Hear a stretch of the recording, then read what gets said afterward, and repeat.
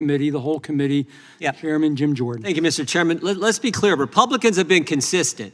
We've condemned violence every time it happened, whether it was last week in New Jersey, whether it was January 6th, whether it was the summer of 2020. Every single time we said if there's violence, it's wrong.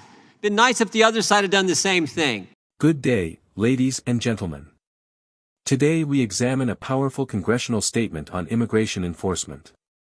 Republicans highlight consistent condemnation of violence across events like January 6th and 2020 riots, while criticizing Democrats for alleged inconsistencies. The core argument traces the border crisis directly to President Biden's first-day decisions in 2021, halting border wall construction, ending the Remain in Mexico policy, and effectively resuming catch-and-release practices. Summer 2020, holy cow. Police being attacked all over the place. What are they doing? Raising money to bail out the bad guys while they're talking about defunding the police. So don't give me this that somehow we're being inconsistent. We have condemned it every single time. 4 years and 4 months ago today, January 20th, 2021, Joe Biden made 3 decisions that created this mess in our country that we've had to deal with. He said, we're no longer going to build a wall. We're no longer going to have Remain in Mexico. And when you get here, you will not be detained. You will be released. Guess what? Everybody came. Go figure. 8 million people came into the country. 6 million people were released. Thank goodness for President Trump and his administration. Elected on this issue. And already his administration has deported over 135,000 criminal illegal aliens. CFPB and Coast Guard have seized 232,000 pounds of drugs at our southern border, and the FBI has arrested suspected MS-13 gang members, including high-ranking members in New York and Virginia. That's what enforcing our immigration laws looks like. That's what the president campaigned on, and he's doing exactly what he said. And it all happened without any help from the other side. Rather than seeking to protect the people they represent, they're fighting for criminal illegal aliens to stay in this country. Now think about this too.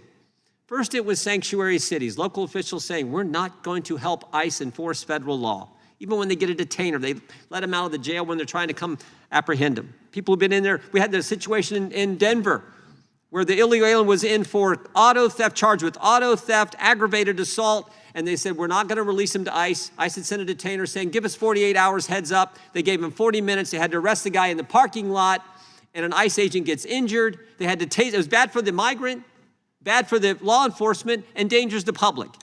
But that's what left-wing policies do. Sanctuary cities, then it was sanctuary states, whole states, sanctuary states, and saying we're not going to work with federal law enforcement. Then it was judges letting the bad guy out the back door while the good guys are coming in the front door to arrest him. And now we find out it could even be members of Congress. That's what we saw at Delaney Hall a couple weeks ago. It wasn't congressional oversight. ICE is an important job to do, and God bless the men and women who serve in ICE. They got a tough job. I know we got some here been there. They got a hard job, and agitators who obstruct them from doing that part of their job are part of the problem. So I'm going to thank our witnesses for being here today. I want to thank the chairman for his good work in this subcommittee and on this issue in particular, and I yield back. Chairman Jim Jordan's remarks lay bare the consequences of those early Biden-era choices. By stopping the wall, scrapping Remain in Mexico, and releasing arrivals rather than detaining them, the previous administration sent an unmistakable signal: entry into the United States would face minimal barriers.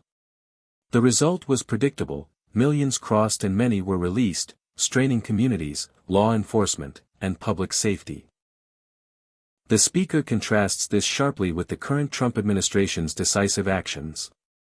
Elected explicitly on restoring border security, the new team has already deported over 135,000 criminal illegal aliens. CBP and the Coast Guard have seized 200.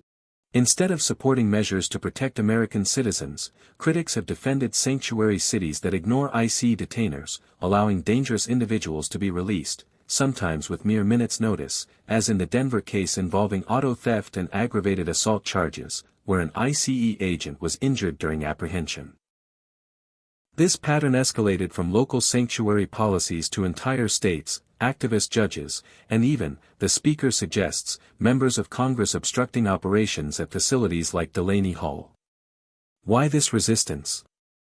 The analysis points to a deeper ideological divide, prioritizing the rights and presence of criminal illegal aliens over the safety of law-abiding citizens and the rule of federal law.